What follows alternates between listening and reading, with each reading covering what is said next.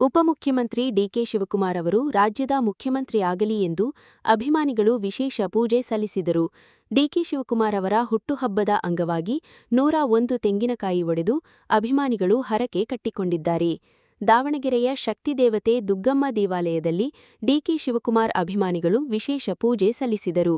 ಉಪಮುಖ್ಯಮಂತ್ರಿ ಡಿಕೆ ಶಿವಕುಮಾರ್ ಅವರು ಇದೇ ಅವಧಿಯಲ್ಲಿ ಮುಖ್ಯಮಂತ್ರಿಯಾಗಲಿ ಎಂದು ಅಭಿಮಾನಿಗಳು ದೇವಿಗೆ ಪ್ರಾರ್ಥನೆ ಸಲ್ಲಿಸಿದರು. 101 ತೆಂಗಿನಕಾಯಿ ಒಡೆದು ವಿಶೇಷ ಹರಕೆ ಕಟ್ಟಿಕೊಂಡ ಅಭಿಮಾನಿಗಳು ಡಿಕೆ ಶಿವಕುಮಾರ್ ನಮ್ಮ ಹೆಮ್ಮೆ ಎಂಬ ಪ್ಲೇಕಾರ್ಡ್ಗಳನ್ನು ಹಿಡಿದು ಘೋಷಣೆ ಕೂಗಿದರು. ಡಿಕೆ ಶಿವಕುಮಾರ್ ಅವರು ಮೂಲ ಕಾಂಗ್ರೆಸ್ ನಾಯಕರು. ಪಕ್ಷ ಸಂಘಟನೆಗಾಗಿ ಸಾಕಷ್ಟು ದುಡಿದಿದ್ದಾರೆ. ಆದ್ದರಿಂದ ಅವರಿಗೆ ಮುಖ್ಯಮಂತ್ರಿ ಸ್ಥಾನ ಸಿಗಬೇಕು ಎಂದು ಅಭಿಮಾನಿಗಳು ಆಶಯ ವ್ಯಕ್ತಪಡಿಸಿದರು. ಇನ್ನು ಡಿಕೆ ಶಿವಕುಮಾರ್ ಮುಖ್ಯಮಂತ್ರಿಯಾದರೆ 1000 ಜನರಿಗೆ ಪ್ರಸಾದ ವಿತರಣೆ ಮಾಡುವ ಹರಕೆಯನ್ನು ಅಭಿಮಾನಿಗಳು ಮಾಡಿಕೊಂಡಿದ್ದಾರೆ.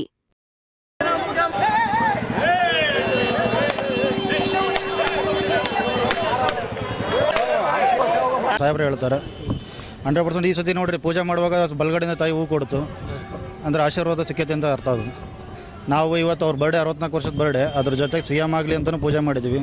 ತಾಯಿ ಆಶೀರ್ವಾದ ಸಿಕ್ಕಿದೆ. ಇದಕ್ಕಿಂತ ದೊಡ್ಡ ಅರಕೆ ಕಟ್ಕೊಂಡಿದ್ದೀವಿ.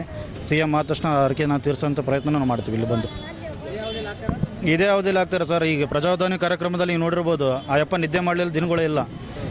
ಅವತ್ತು ಒಂದು ಮಾತು ಹೇಳಿದೆ, ನಿಮಗೆಲ್ಲ ಚರ್ಮವನ್ನು ಸುಲಿಸೋದು ಬಾಕಿ ಐತಿ ಪಕ್ಷಕ್ಕೋಸ್ಕರ. ಪಕ್ಷದ ನಿಷ್ಠೆ ಕಾರ್ಯಕರ್ತರಾಗಿದ್ದಾರೆ ಅವರು.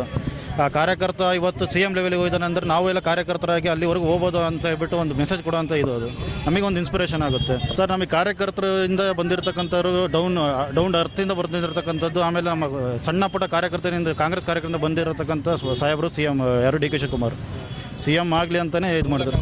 ಮೂಲ ಕಾಂಗ್ರೆಸ್ಸಿಗರು ಏನು ಮಾಡಿದ್ರು ಸರ್ ಇವತ್ತು? ಸರ್ ಇವತ್ತು ಸಾಹೇಬರು 64 ವರ್ಷ ಬರ್ಡೇ ಅಲ್ವಾ, ಅದಕ್ಕೋಸ್ಕರ 101 ತೆಂಗಿನಕಾಯಿ ಹೊಡೆದು ಸಾಹೇಬರಿಗೆ CM ಆಗಲಿ ಈ ಅವಧಿಯಲ್ಲಿ ಒಳ್ಳೆ ನ್ಯೂಸ್ ಸಿಗಲಿ ಅಂತ ಹೇಳ್ಬಿಟ್ಟು ಪೂಜೆ ಮಾಡಿದ್ದೀವಿ ಸರ್. 10,000 ಜನಕ್ಕೆ ಇಲ್ಲಿ ನಾವು ಅನ್ನ ಸಂತರ್ಪಣೆ ಮಾಡೋಣ ಅಂತ ಹೇಳ್ಬಿಟ್ಟು ಇದೇ ದೇವಸ್ಥಾನಕ್ಕೆ CM ಆದ ತಕ್ಷಣ